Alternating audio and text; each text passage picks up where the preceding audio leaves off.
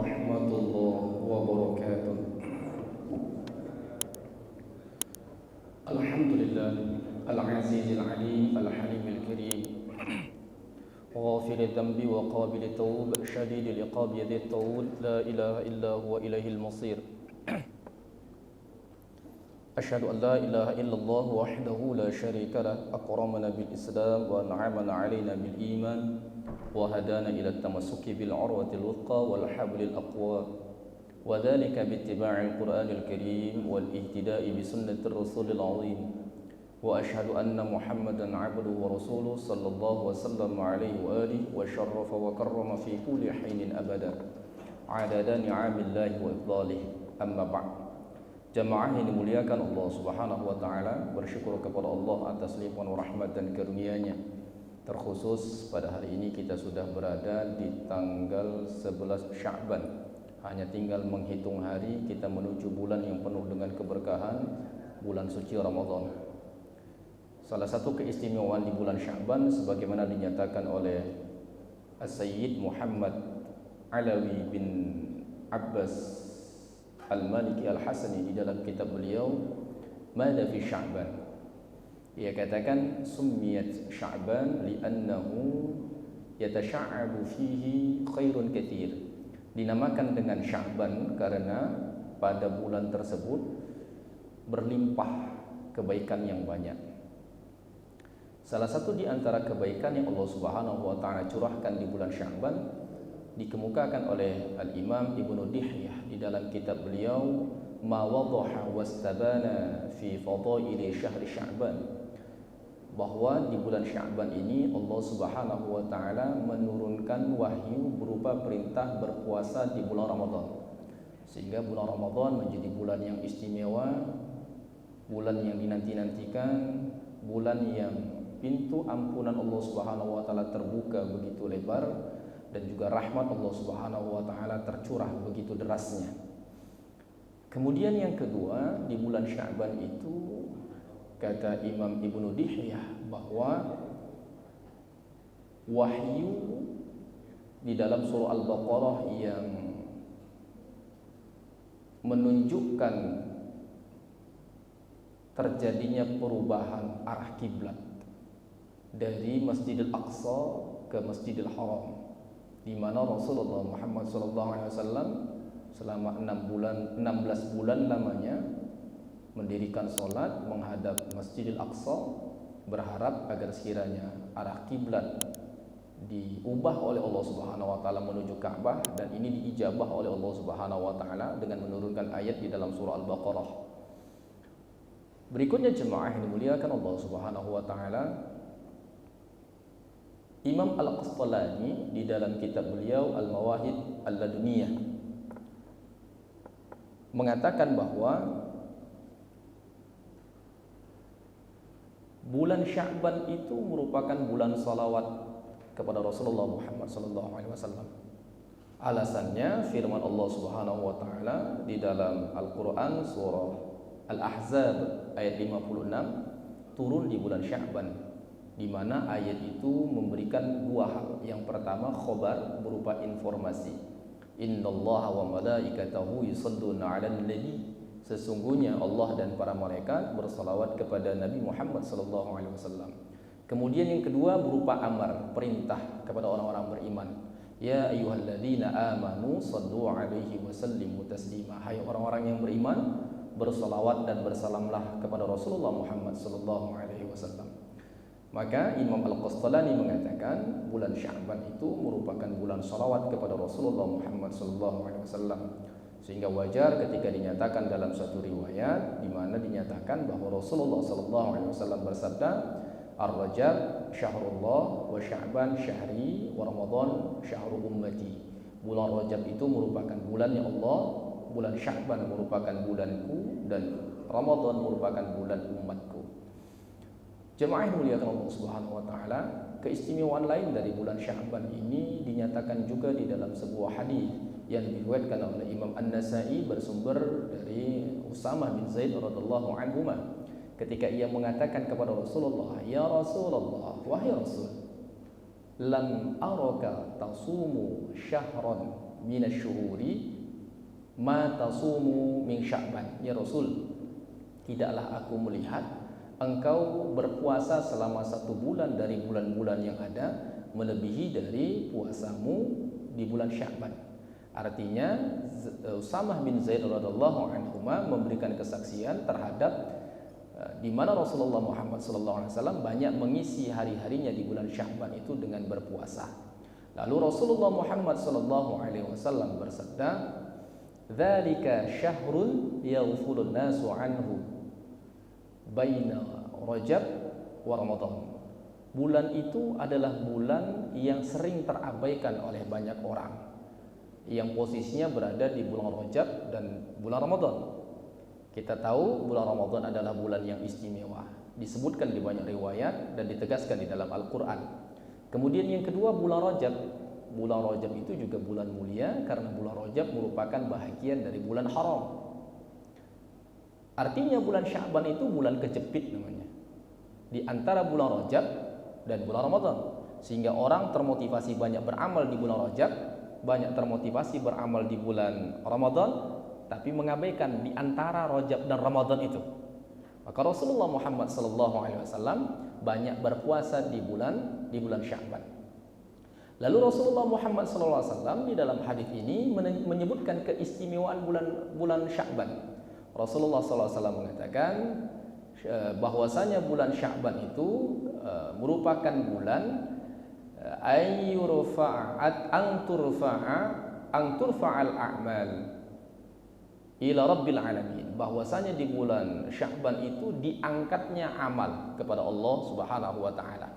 Lalu Rasulullah katakan, fa uhibbu ayyurfa'a amali wa ana shaim, dan aku senang kalau seandainya ketika amalku itu diangkat aku dalam keadaan berpuasa. Kalau sholat ini ada pembuka, ada penutupnya, dan kita sholat ini tidak bisa terus menerus. Kalaupun ada, kita sholat itu dibuka, ditutup, mulai lagi, buka, tutup lagi. Khawatir kalau seandainya malaikat datang, ya kalau pas kita sholat berarti kita sedang beribadah.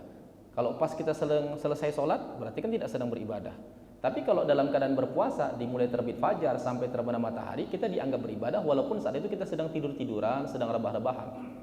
Karena ibadah puasa itu tetap berlangsung sejak mulai terbitnya fajar sampai terbenamnya matahari. Di tanggal berapa amal hamba itu diangkat oleh Allah Subhanahu wa taala tak disebutkan di dalam hadis ini. Bisa saja di tanggal 1, bisa saja selama 1 bulan penuh. Oleh sebab itu menjaga dirilah kita selama di bulan Sya'ban ini. Jemaah yang dimuliakan Allah Subhanahu wa taala. Oleh sebab itu Syekh Nawawi Al-Jawi Al-Bantani di dalam kitab beliau Nihayatuz Zain mengatakan bahwa salah satu di antara kiat untuk mendapatkan syafaat Rasulullah Muhammad SAW adalah dengan banyak berpuasa di bulan Sya'ban. Karena Rasulullah banyak mengisi hari-hari di bulan Sya'ban dengan berpuasa. Maka Syekh Nawawi mengatakan melakukan amalan atau melakukan sesuatu yang dicintai oleh Rasulullah Muhammad SAW akan menjadi asbab kita pun mendapatkan cinta dari Rasulullah. Jika Rasulullah sudah cinta kepada kita, maka kita pun akan bersama dengan Rasulullah SAW pada yaumul qiyamah mendapatkan syafaat dari Rasulullah. Jangankan asbab cinta, asbab kenal saja kita bisa dikeluarkan dari neraka dengan syafaat orang yang kenal dengan kita. Hal ini sebagaimana termaktub di dalam sebuah hadis yang diriwayatkan oleh Imam Muslim bersumber dari Abu Sa'id Al-Khudri, di mana Rasulullah Muhammad SAW berbicara sangat panjang di dalam hadis ini. Di penghujung hadis Rasulullah Muhammad SAW menjelaskan bahwa ketika orang-orang beriman itu masuk ke dalam surga, lalu mereka berkata kepada Allah Subhanahu wa taala, Rabbana kanu yasumuna ma'ana wa yusalluna wa yuhajjuna. Ya Tuhan kami, mereka itu sama dengan kami, berpuasa, sholat, bahkan melakukan ibadah haji. Tapi kenapa engkau membiarkan kami masuk ke dalam surga tapi mengabaikan mereka sehingga mereka masuk ke dalam neraka? Lalu Allah Subhanahu wa taala berfirman, akhriju man araftum, keluarkanlah oleh kalian siapa saja orang yang pernah kalian kenal dulu ketika berada di dunia. Ini asbab kenal. Makanya Hasan Al-Basri sebagaimana termaktub di dalam kitab Ma'alimut Tanzil pada juz 4 dan juga termaktub di dalam kitab Ihya Ulumuddin yang ditulis oleh Imam Al-Ghazali pada juz 2, mengatakan bahwa istaghfiru minal asdiqail mu'minin fa inna lahum syafa'atan yaumal qiyamah. Perbanyaklah oleh kalian bersahabat, berteman dengan orang-orang beriman, karena sesungguhnya orang-orang beriman itu memiliki syafaat pada hari kiamat. Karena dengan banyaknya kita bergaul dengan orang-orang beriman, kita tidak tahu nanti orang beriman mana yang akan mengeluarkan kita dari neraka. Dengan Rasulullah Muhammad SAW, mencintai Rasulullah, sehingga Rasulullah pun mencintai kita, akan menjadi asbab kita bersama dengan Rasulullah SAW. Rasulullah SAW bersabda di dalam sebuah hadis yang diriwayatkan oleh Imam Bukhari wa Muslim, "Al-mar'u ma'a man ahabba yaumal qiyamah." Seseorang akan bersama dengan orang yang ia cintai ketika di hari kiamat. Jemaah yang dimuliakan Allah Subhanahu wa taala, yang terakhir yang mesti dilakukan di bulan Sya'ban. Ini dinyatakan juga oleh Al-Imam Ibnu Rajab Al-Hambali di dalam kitab beliau Lataiful Ma'arif. Ia katakan bahwa orang-orang generasi salaf itu banyak mengisi bulan Sya'ban dengan membaca Al-Quran, sehingga di masa lampau orang mengenal bulan Sya'ban itu dengan Syahrul Quran, karena banyaknya orang membaca Al-Quran ketika berada di bulan Sya'ban. Yang kedua, kata Al-Imam Ibnu Rajab Al-Hambali, orang-orang di generasi salaf itu banyak sekali menetapkan pembagian zakat harta mereka di bulan Sya'ban. Nah, kalau kita cenderungnya bulan Ramadan ngejarnya, Pak.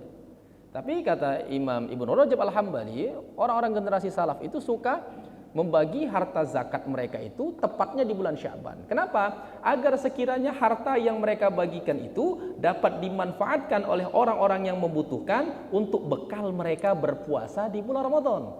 Sehingga mereka tidak khawatir menghabiskan waktu, memeras keringat, membanting tulang, mencari rezeki di bulan Ramadan. Tapi ketika kebutuhan mereka sudah terpenuhi, maka mereka akan bisa lebih berkonsentrasi beribadah di bulan Ramadan itu.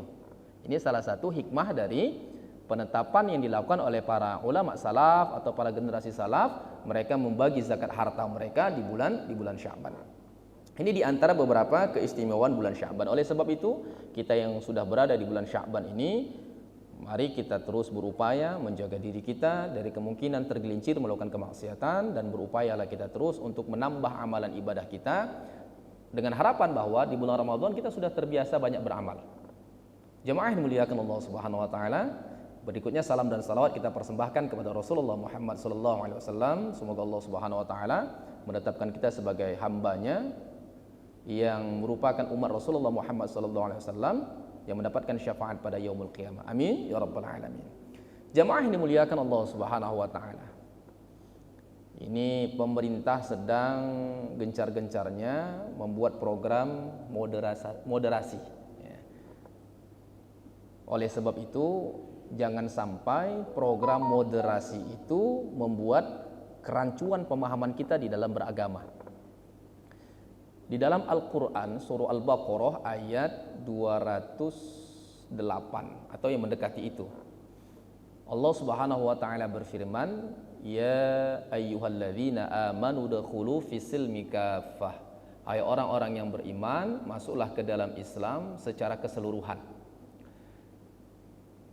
Makna kafah di sini tidak diartikan bahwa kita harus melakukan ajaran agama secara totalitas sampai kepada urusan yang sunnah, karena yang sunnah itu merupakan tambahan. Ya.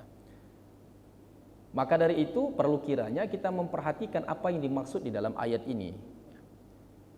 Di dalam tafsir Al-Wajiz termaktub satu asbabun nuzul berkaitan dengan kronologi turunnya ayat ini. Di dalam tafsir Al-Wajiz dijelaskan bahwa ayat ini turun berkaitan dengan seorang sahabat yang bernama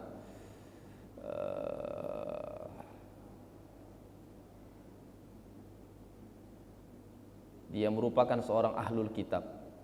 Ketika dia masuk ke dalam agama Islam, orang bertanya kepadanya, "Kenapa engkau masih enggan untuk memakan daging unta, tidak mau meminum susunya, serta masih memuliakan hari Sabtu?" Lalu ia menjawab, "Karena di dalam kitab Taurat dilarang memakan daging unta, dilarang meminum susu unta, dan hari Sabtu dimuliakan. Sedangkan di dalam Al-Quran kita tidak dilarang untuk memilih tidak memakan daging unta dan juga tidak meminum susunya. serta kita juga tidak dilarang memuliakan hari Sabtu. Maka demi menjaga apa yang ada di dalam Al-Quran dan juga apa yang ada di dalam kitab Taurat, kami melakukan dua-duanya. Lantas turunlah ayat ini, ya ayyuhalladzina amanu dukhulu fis-silmi kafah. Hai orang-orang yang beriman, masuklah ke dalam Islam secara keseluruhan. Maknanya apa? Dalam konteks keyakinan. Ketika kita sudah memeluk Islam, maka tidak boleh lagi ada keyakinan di dalam diri kita bahwa walaupun mungkin di saat itu kita meyakini Islam 100% benar, tapi di sisi yang lain mungkin juga agama yang lain ada benarnya. Nah, keyakinan yang seperti ini menunjukkan kita tidak kafah. Bahkan keyakinan yang seperti ini merusak keimanan. Sebagian ulama menyatakan jatuh kekafiran ketika meyakini ada agama lain yang potensial benar selain daripada agama Islam. Orang-orang liberal banyak memanfaatkan satu ayat yang dipelintir oleh mereka dengan menggunakan makna secara tekstual. Di dalam surah Al-Baqarah, Allah Subhanahu wa taala berfirman, "Innal ladzina amanu wal ladzina hadu wan nasara was-sabiina man amana billahi wal yaumil akhir wa 'amila salihan falahum ajruhum wala khaufun 'alaihim falahum ajruhum 'inda rabbihim wala khaufun 'alaihim wala hum yahzanun." Sesungguhnya orang-orang beriman, orang-orang Yahudi, orang-orang Nasrani, orang-orang Sabiin yang beriman kepada Allah, beriman kepada hari akhir, beramal soleh, falahum ajruhum 'inda rabbihim. Maka bagi mereka lah pahala dari sisi Tuhannya, tidak perlu mereka khawatir dan tidak perlu mereka merasa takut. Ayat ini disinyalir memiliki makna seolah-olah orang Yahudi, orang Nasrani, Sabiin itu potensial juga masuk ke dalam surga. Sehingga orang-orang di zaman sekarang mengatakan, ya bukan cuma Islam aja lah yang masuk dalam surga. Yahudi Israel itu bisa juga masuk ke dalam surga. Nasrani itu juga bisa masuk ke dalam surga. Kira-kira begitu. Kalau kita membaca tafsirnya secara utuh, para ulama menjelaskan asbabun nuzul ini berkaitan dengan peristiwa yang terjadi kepada seorang sahabat yang bernama Abu Dzar Al-Ghifari. Bahwa Abu Dzar Al-Ghifari ini dalam catatan sejarahnya dia merupakan orang Majusi karena ayahnya adalah pembesar Majusi. Kemudian berikutnya dia tertarik untuk masuk ke dalam agama Nasrani. Setelah dia masuk ke dalam agama Nasrani, dia taat betul dengan pendeta Nasrani ini. Dia tidak bergeser kepada guru yang lain sampai gurunya ini meninggal dunia terlebih dahulu. Namun sebelum gurunya meninggal dunia, dia selalu meminta kepada gurunya untuk diberikan wasiat kepada siapa dia harus belajar. Berpindahlah Abu Dzar Al-Ghifari ini dari satu pendeta kepada pendeta yang lain. Kalau tidak khilaf saya sekitar 4 pendeta yang dia kunjungi. Sampai pada gilirannya pada pendeta yang keempat dia bertanya kepada siapakah dia lagi harus berguru. Pendeta ini mengatakan nanti akan ada seorang nabi dari kalangan orang Arab, dia merupakan penutupnya para nabi, memiliki ciri-ciri fisik. Ada tanda kenabian pada pundaknya dan dia mau menerima hadiah tapi menolak zakat, menolak sedekah. Yang pada gilirannya Abu Dzar Al-Ghifari ketika mendapati informasi bahwa sosok itu adalah Rasulullah Muhammad SAW yang sudah berada di Madinah, dia segera meluncur ke sana. Sampai di sana dia memperhatikan Rasulullah dari kejauhan, dilihatnya tanda-tanda kenabian pada pundaknya Rasulullah SAW. Lalu dia uji karakter Rasulullah SAW. Dia beli sesuatu di pasar, kemudian dia serahkan kepada Rasulullah. Dia katakan, ya Muhammad, ini aku berikan sesuatu kepadamu. Rasulullah bertanya, apa yang kau berikan ini? Ini adalah sedekah dariku. Rasulullah menolak pemberiannya. Lalu kedua kali dia datang dengan membawa sesuatu yang lain. Dia katakan, wahai Muhammad, ini aku berikan kepadamu sesuatu. Maka Rasulullah SAW bertanya, apa ini? Dia katakan, ini adalah hadiah. Coba nih ya. Jadi satu peristiwa ini sudah menjadi dalil dari beberapa hukum. Salah satunya begini. Di era sekarang ini kan muncul sebuah sebuah syubhat ya, yang menyatakan begini. Perbankan konvensional pasti riba, berdosa terlibat dalam perbankan konvensional, dan terlibat dalam perbankan syariah dosanya 2 kali lipat, bahkan ada 3 kali lipat. Pernah dengar statement ini Pak? Ini ramai di media sosial nih kan. Alasannya apa? Karena sebenarnya sama-sama saja ada tambahannya, tapi bedanya pakai embel-embel syariat. Yang mudorobah lah, yang murobahah lah, dan lain sebagainya. Jamaah yang dimuliakan Allah Subhanahu wa taala. Coba perhatikan peristiwa yang terjadi antara Rasulullah dengan Abu Dzar Al-Ghifari. Sama enggak bentuk perbuatannya? Sama. Abu Dzar Al-Ghifari memberikan sesuatu kepada Rasulullah, baik pemberian pertama maupun pemberian kedua. Kan sama bentuk pemberiannya. Sama-sama memberi sesuatu, tetapi akadnya berbeda. Istilahnya berbeda. Yang pertama akadnya dalam bentuk hadiah. Yang pertama akadnya dalam bentuk sedekah, yang kedua akadnya dalam bentuk hibah, hadiah. Yang pertama ditolak Rasul, yang kedua diterima. Apa yang membedakannya? Akadnya, istilahnya. Maka tidak mungkin tidak ada perbedaan pada bank konvensional dengan bank syariah. Tidak mungkin tidak ada perbedaan. Pasti ada perbedaan. Nah, kita saja yang tak paham. Nah, karena kita tak paham, pada perbankan syariah itu kan ada ulama-ulamanya yang bekerja, mengontrol bagaimana sistem perbankan syariah itu. Percayakan saja kepada mereka. Percayakan kepada mereka.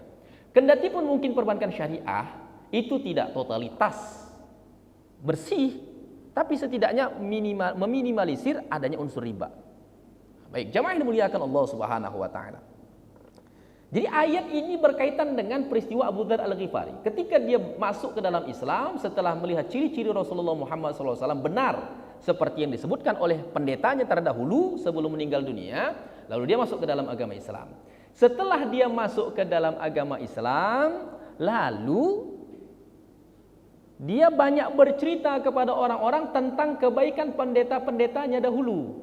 Bahwa pendetanya rajin ibadah, dermawan, tutur katanya bagus, gitu kan. Lalu ketika didengar oleh Rasulullah Muhammad SAW, Rasulullah katakan mereka masuk ke dalam neraka.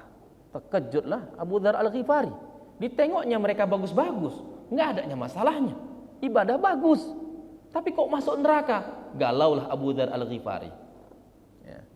Ketika Abu Dzar Al-Ghifari mukanya sudah kelihatan bermasam, ya, lalu turunlah ayat ini. Innalladzina amanu walladzina hadu wan nasara wasabiina man amana billah, dan seterusnya. Terhiburlah Abu Dzar Al-Ghifari. Tetapi berkaitan dengan ayat ini, Rasulullah SAW memberikan penjelasan di dalam sebuah hadis. Apa kata Rasul? Orang Nasrani yang beriman kepada Nabi Isa, mengikuti sunnah-sunnahnya Nabi Isa, beriman kepada kitab yang dibawa oleh Nabi Isa, meninggal dunia dalam keadaan seperti itu, masuk surga. Wan Nasara, orang Nasrani ini masuk surga. Karena saat itu Nabi belum datang. Begitu juga dengan orang-orang Yahudi. Orang-orang Yahudi itu yang beriman kepada Nabi Musa, beriman kepada kitab yang dibawa oleh Nabi Musa, mengikuti sunnahnya Nabi Musa, meninggal dunia dalam keadaan seperti itu, masuk surga. Sepanjang belum datang Nabi Isa. Kalau Nabi Isa sudah datang, maka mereka harus beralih kepada Nabi Isa. Begitu juga umatnya Nabi Isa. Ketika Rasulullah SAW sudah datang, maka mereka harus beralih kepada agamanya Rasulullah Muhammad SAW. Nah, sedangkan orang-orang Yahudi, orang-orang Nasrani yang ada setelah Rasulullah Muhammad SAW hadir, maka mereka tidak ada jaminan masuk ke dalam surga dengan menggunakan ayat ini. Apa dasarnya? Jamaah yang dimuliakan Allah Subhanahu wa taala, bahwa agama itu adalah sebuah aturan dari Allah Subhanahu wa taala yang diistilahkan dengan wad'i ilahi. Sesuatu yang dibuat, dibentuk, disusun oleh Allah Subhanahu wa taala. Bukan sesuatu yang diatur oleh manusia.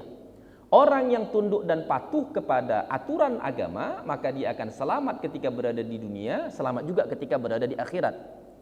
Tapi sebaliknya, ketika dia mengingkari aturan-aturan agama, menjauh dari aturan-aturan agama, dunia dia akan menjadi celaka, apalagi di akhirat dia akan masuk ke dalam neraka, kekal berada di dalam neraka. Tujuan dari diutusnya para nabi dan para rasul itu agar sekiranya dapat menunjuki orang-orang kepada agama yang disusun oleh Allah Subhanahu wa taala aturannya. Diajak mereka untuk menghindari kekafiran dan masuk ke dalam keimanan. Salah satu fungsi keberadaan Rasul. Bahkan di dalam sebuah hadis yang diriwayatkan oleh Imam Bukhari wa Muslim, Imam At-Tirmidzi dan selain daripada mereka, Rasulullah Muhammad SAW bersabda, bahwa Rasulullah memiliki nama lain yang menjadi gelarnya. Apa itu? Al-Mahi. Rasulullah SAW bersabda, wa anal mahi, aku adalah al-mahi, alladzi yamhu Allah biyal kufra, yang Allah Subhanahu wa taala menghapus kekafiran melalui diriku. Jadi maksud dengan al-mahi itu adalah untuk menghapus adanya kekafiran. Jamaah yang dimuliakan Allah Subhanahu wa taala, ayat kedua yang dipakai oleh orang-orang liberal untuk mengaburkan keimanan dan kebenaran Islam itu adalah firman Allah di dalam surah Al-Kahfi ayat 29, di mana Allah berfirman, "Faman syaa'a falyu'min wa man syaa'a falyakfur." Siapa yang ingin beriman, silahkan beriman. Siapa yang ingin kafir, silahkan kafir. Seolah-olah setiap kita diberi kebebasan untuk beriman atau kafir. Dua-duanya nggak masalah. Ini kekeliruan yang nyata. Kenapa? Justru ini akan mengaburkan fungsi atau peran seorang rasul diutus. Bukankah peran seorang rasul diutus itu untuk diikuti? Kalau orang bebas memilih, untuk apa ada rasul, untuk ada nabi? Kemudian yang kedua, ayat ini tidak boleh dipotong. Memang Allah mengatakan, faman syaa'a falyu'min wa man syaa'a falyakfur. Siapa yang beriman, maka silakan beriman. Siapa yang kafir, maka silakan kafir. Lalu Allah Subhanahu wa taala melanjutkan firman-Nya, "Inna a'tadna lidh-dhalimina naron." Sesungguhnya kami sudah menyediakan untuk orang-orang zalim api neraka. Silahkan kalian beriman, silahkan kalian kafir, itu pilihan kalian. Tapi kalau kalian kafir, silahkan. Aku sudah siapkan api neraka untuk kalian masuk ke dalamnya. Jadi ayat ini tidak boleh dipotong. Ketika ayat ini dipotong, maka orang akan menganggap bahwasanya bebaslah orang-orang itu untuk memilih beriman atau kafir, atau memilih agama apapun. Baik. Jamaah yang dimuliakan Allah Subhanahu wa taala, berikutnya ayat yang lain yang sering dipakai oleh mereka itu adalah firman Allah di dalam surah Al-Baqarah ayat 256. La ikraha fid din. Tidak ada paksaan dalam beragama. Karena tidak ada paksaan dalam beragama, silahkan masuk Islam. Nggak mau masuk Islam ya nggak apa-apa, tidak ada paksaan. Para ulama tafsir mengatakan bahwa ayat ini sudah dimansuh, sudah dihapus berdasarkan adanya ayat-ayat berikutnya yang berbicara tentang as-saif, tentang peperangan. Bahkan di dalam sebuah hadis Rasulullah Muhammad SAW bersabda, umirtu an uqatilan nas hatta yashhadu an la ilaha illallah wa anna muhammadar rasulullah wa iqamas salah wa ita'az zakah, dan seterusnya. Sesungguhnya aku diperintahkan, kata Rasulullah SAW, untuk memerangi orang-orang sampai mereka memberikan persaksian tiada Tuhan selain Allah dan Rasulullah Muhammad SAW adalah utusannya Allah Subhanahu wa taala. Maka ayat la ikraha fid din ini sudah dimansuh dengan adanya ayat-ayat saif yang menekankan orang untuk beriman kepada Allah Subhanahu wa taala. Oleh sebab itu jamaah yang dimuliakan Allah Subhanahu wa taala, di dalam Islam itu tidak ada pluralisme teologis. Menganggap bahwa ada banyak agama, ada potensi agama-agama tersebut benar. Setiap orang punya tujuan yang sama, yaitu percaya kepada Tuhan yang satu. Mana pula betul? Ya, apa katanya? Setiap agama kan menganggap Tuhan satu. Siapa bilang? Agama lain tuh tak menganggap Tuhannya satu. Nasrani saja pun tak menganggap Tuhannya satu. Mereka berkeyakinan Trinitas, 3 tapi 1, 1 tapi 3. Hindu juga mengatakan apa? Trimurti. Makanya kalau kita belajar agama Hindu itu, kalau tidak khilaf saya, koreksi kalau saya salah misalnya. Mereka menganggap bahwasanya 3 dewa besar, Dewa Brahma, Dewa Siwa, dan Dewa Wisnu itu 3 tapi 1, 1 tapi 3. Sama, Trimurti namanya. Ya. Jadi tidak menganggap Tuhan juga esa. Kemudian agama-agama lain memvisualisasikan Tuhan itu dalam bentuk memiliki keserupaan dengan makhluk. Punya fisik seperti makhluk. Ya bayangin aja Dewa Siwa kan ada tubuhnya, bahkan kawin, ada istrinya. Ya. Begitu juga Dewa Wisnu. Apakah Tuhan itu gambarannya begitu? Menikah kemudian punya anak, Dewa Siwa, nikah dengan istrinya, kemudian lahir Dewa siapa yang kepala gajah itu? Dewa Ganesha, lahir lagi Dewa apa itu lagi namanya, Dewa perangnya itu. Gambaran Tuhan agama Hindu tidak sama dengan gambaran Tuhan dalam agama Islam. Nasrani juga begitu. Jadi apakah benar setiap Tuhan itu sama? setiap agama itu sama, meyakini Tuhan itu adalah satu, salah. Nasrani adalah makhluknya Allah Subhanahu wa taala. Tuhannya adalah Allah Subhanahu wa taala. Buddha Tuhannya Allah Subhanahu wa taala. Majusi Tuhannya Allah Subhanahu wa taala. Yahudi Tuhannya Allah Subhanahu wa taala. Orang ateis Tuhannya Allah Subhanahu wa taala. Masalahnya mereka tidak beriman dengan Allah. Allah itu Tuhan seluruh makhluk. Tetapi masalahnya mereka tidak beriman kepada Allah Subhanahu wa taala sesuai dengan apa yang digambarkan oleh Allah Subhanahu wa taala. Maka berkaitan dengan sifat-sifat Allah Subhanahu wa taala, Allah Subhanahu wa taala memperkenalkan dirinya melalui ayat-ayatnya. Maka disebutlah Asmaul Husna. Kenapa ada Asmaul Husna? Agar sekiranya hamba ini mengenal bagaimana karakteristik Tuhan. Baik, jemaah yang dimuliakan Allah Subhanahu wa taala. Kemudian berikutnya ada lagi ayat yang dimanfaatkan oleh orang-orang liberal. Firman Allah Subhanahu wa taala di dalam Al-Qur'an surah Al-Kafirun, lakum dinukum waliyadin. Bagi kalian adalah agama kalian, bagiku adalah agamaku. Seolah ini ditunjukkan bahwa adanya kebebasan memilih agama apa saja.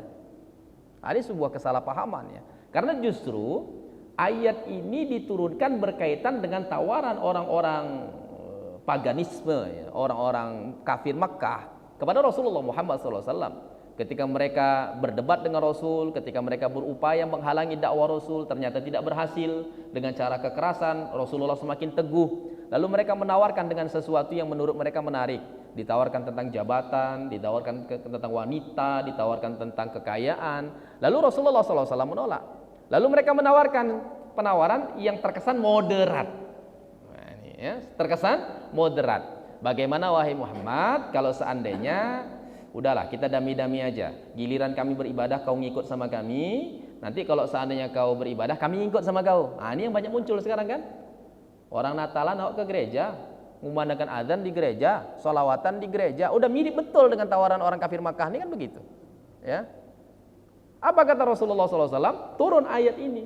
Lakum dinukum waliyadin. Ya silakan kalian jalankan apa yang menjadi keyakinan kalian, kami jalankan apa yang menjadi keyakinan kami. Karena kalaupun kalian ikut kepada kami, bukan berarti kalian itu beribadah kepada Tuhan kami. Kalau kami ikut kepada kalian pun, kami tidak akan membenarkan agama kalian. Lakum dinukum waliyadin. Udah agama masing-masing. Ini bukan memberikan kebebasan atau memberikan pernyataan bahwasanya agama apapun benar. Baik, jemaah yang dimuliakan Allah Subhanahu wa taala. Ayat berikutnya ini yang paling luar biasa ya, karena tokoh ilmuwan Muslim Indonesia itu juga menggunakan ayat ini kemudian memberikan penjelasan yang membuat orang menjadi ragu ya dengan kebenaran Islam itu sendiri. Ya. Saya tidak usah sebutkan itu, sebenarnya pun sudah viral juga kan. Allah Subhanahu wa taala berfirman di dalam surah Saba ayat 24. Wa inna au iyyakum la'ala hudan au fi dhalalim mubin. Sesungguhnya kami atau kalian berada di atas hidayah atau berada di atas kesesatan yang nyata.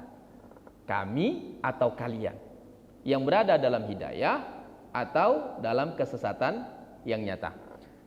Kalau kita melihat secara tekstual dari redaksi ayat ini, terkesan yang tahu sebenarnya yang berada dalam kesesatan atau dalam keadaan mendapatkan hidayah itu hanya Allah Subhanahu wa taala. Kita ini ya hanya sekedar ya coba-cobalah ya. Bisa jadi kita yang betul, bisa jadi orang yang betul. Gitulah muncul keraguan-keraguan itu. Ya.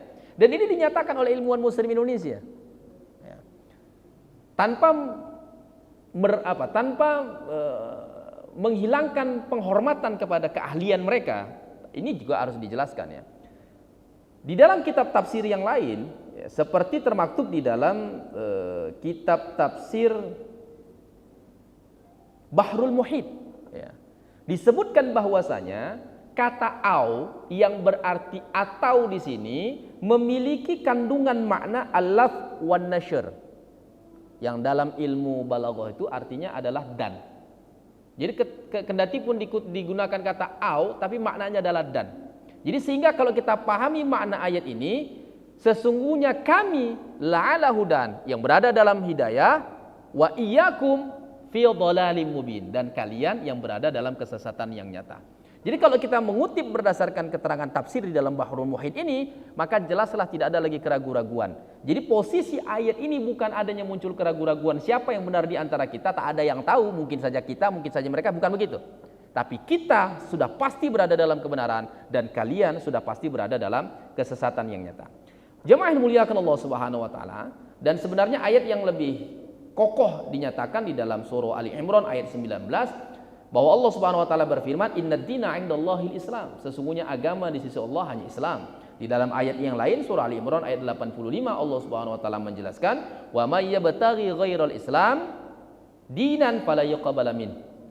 Siapa yang mencari agama selain daripada agama Islam, maka tidak diterima dari Allah Subhanahu wa taala. Lalu kalau kita tanya, bagaimana dengan agama nabi-nabi terdahulu? Kalau di dalam Islam jelas tuh agama Nabi Muhammad SAW adalah agama Islam. Di dalam surah Al-Maidah, al-yauma akmaltu lakum dinakum wa atmamtu alaikum ni'mati wa raditu lakumul Islam madina. Teksnya jelas tuh kan? Wa raditu lakumul Islam madina, dan aku telah ridho untuk kalian itu agama Islam. Ya. Di dalam ayat tadi surah Ali Imran juga dikatakan innad dina 'indallahil Islam. Wa may yabtaghi ghairal Islam dinan fala yuqbal min. Jadi teksnya itu jelas, ya. Ada pernyataan bahwasanya agama yang dibawa oleh Rasulullah Muhammad SAW adalah agama Islam. Lalu bagaimana dengan nabi-nabi sebelumnya? Apa agama nabi-nabi sebelumnya? Para ulama mengatakan bahwa agama nabi sebelumnya juga Islam. Apa buktinya? Salah satu di antaranya di dalam surah Ali Imran ayat 67. Di mana Allah Subhanahu wa taala berfirman, "Makana Ibrahima Yahudiyan wala Nasraniyan walakin kana hanifan muslima." Tidaklah Ibrahim itu merupakan orang-orang Yahudi, bukan juga merupakan orang Nasrani, melainkan Ibrahim itu merupakan orang yang lurus dan juga muslim. Ini menekankan bahwa agama Nabi Ibrahim itu adalah muslim. Kemudian bagaimana dengan agama Nabi Sulaiman? Disebutkan juga di dalam Al-Quran surah An-Naml ayat 30-31. Innahu min Sulaimana wa innahu bismillahirrahmanirrahim. Sesungguhnya itu datang dari Sulaiman dan sesungguhnya itu berupa kalimat bismillahirrahmanirrahim. Ala ta'lu alayya. Janganlah kalian menyombongkan diri di atasku. Janganlah kalian menyombongkan diri atasku. Wa'tuni muslimin. Dan datanglah kalian kepadaku dalam keadaan muslim. Nabi Yusuf alaihissalam berdoa kepada Allah Subhanahu wa taala, tawaffani musliman wa alhiqni bisalihin. Ya Allah, wafatkan aku dalam keadaan muslim dan kumpulkan aku bersama dengan orang-orang yang saleh. Dari sini sangat jelas sekali bahwa nabi-nabi ini beragama apa? Muslim secara teks jelas kalimatnya. Begitu juga dengan Nabi Isa alaihissalam. Ya. Pengikut Nabi Isa juga sebenarnya agamanya muslim.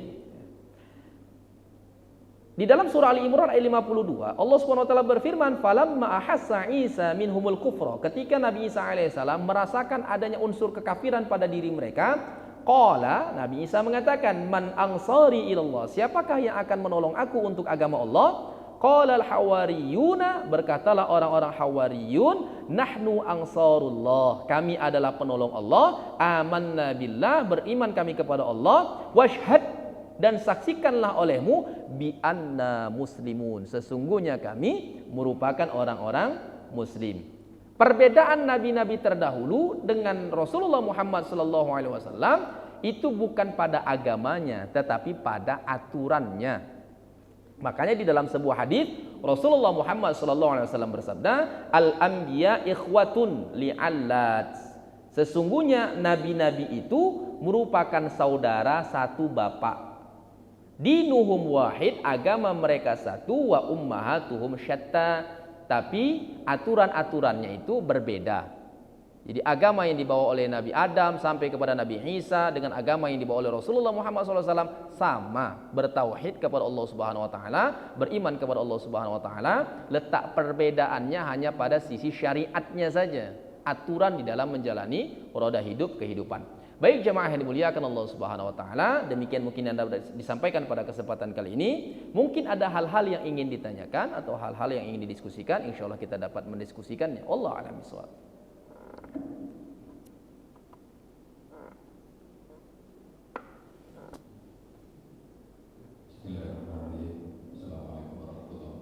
Waalaikumsalam warahmatullahi wabarakatuh.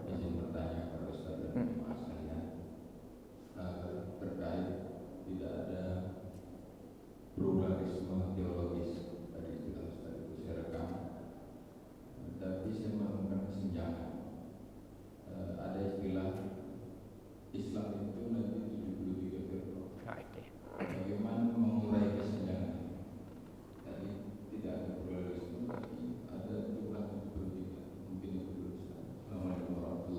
Waalaikumsalam warahmatullahi wabarakatuh. Ini yang harus kita pahami ya.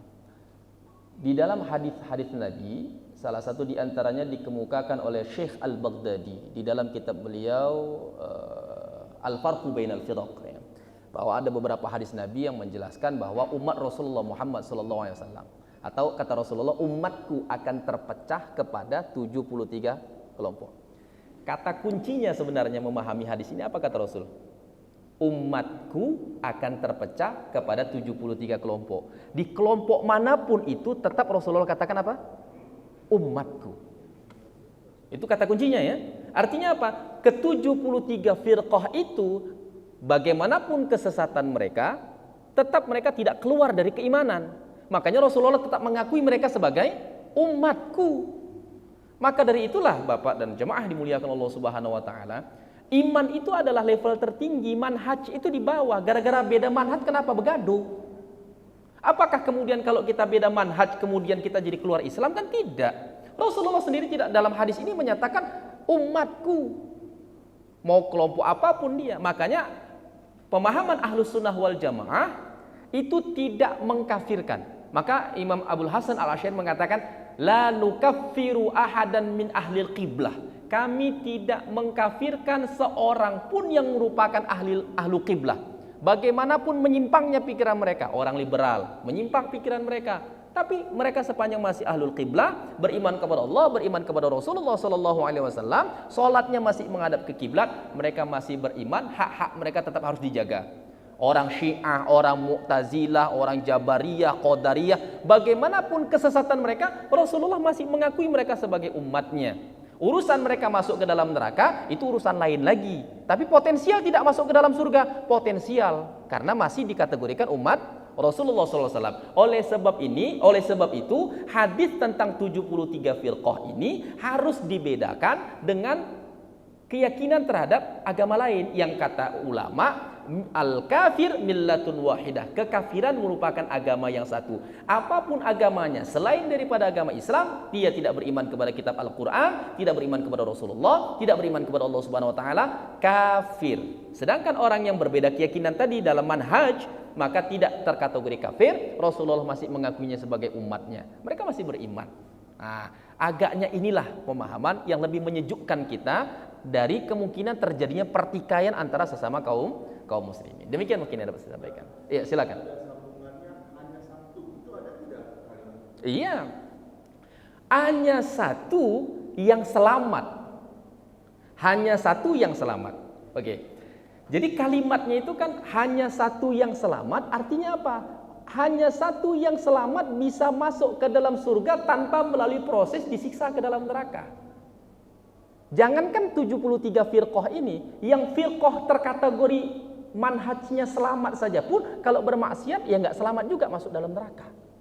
Nah, jadi keselamatan itu najah, itu maknanya selamat dari siksa neraka. Sedangkan 73 firqah yang lain tadi masuk ke dalam neraka karena kesesatan yang mereka lakukan, tetapi tidak membuat mereka kekal di dalam neraka. Kenapa? Karena Rasulullah katakan mereka adalah umatku, potensial mereka masuk ke dalam surga setelah mereka menebus kesalahan pikiran-pikiran mereka yang keliru tadi itu. Kira-kira demikian. Ya. Wallahu a'lam bishawab. Iya, silakan, Pak. Waalaikumsalam warahmatullahi wabarakatuh. Ini terkait salawat kepada Rasulullah SAW. Itu sering disebutkan bahwa kalau kita sering bersalawat kepada Rasulullah, dia akan cinta kepada kita. Pertanyaan saya begini, Pak Ustaz, di dalam surah Al-Kahfi kita disebutkan bahwa ada catatan amal kita yang baik maupun yang buruk. Apakah saat kita bersalawat kita cinta kepada Rasulullah itu beliau yang mengetahui atau hanya tercatat di dalam catatan amal kebaikan dan keburukan yang ada pada kita, sehingga nanti pada masa itu yang diketahui beliau, bukan dari sekarang. Atau kira-kira bagaimana Pak Ustaz terkait hal itu? Assalamualaikum warahmatullahi wabarakatuh. Waalaikumsalam warahmatullahi wabarakatuh. Kalau mau saya sebutkan datanya ada di dalam kitab ini, tapi butuh waktu, sementara waktu kita mepet. Saya jelaskan maknanya saja. Di dalam hadis Nabi dijelaskan bahwa umat Rasulullah yang mengucapkan salam kepadanya, maka ucapan salam itu langsung disampaikan kepada Rasulullah SAW dan Rasulullah menjawab salam itu. Bahkan di dalam riwayat yang lain, orang yang datang berziarah ke makam Rasulullah SAW mengucapkan salam di makamnya Rasulullah SAW, maka ucapan salam itu sampai kepada Rasulullah SAW. Dalam riwayat lain dikatakan bahkan ruh Rasulullah SAW dikembalikan ke jasadnya untuk menjawab salam dari umatnya. Hadis yang berbicara seperti ini sangat banyak. Artinya, sholawat dan salam yang kita haturkan kepada Rasulullah Muhammad SAW itu langsung sampai kepada Rasulullah SAW, sehingga Rasulullah mengetahui ucapan sholawat dan salam yang kita utarakan kepada beliau. Kira-kira demikian.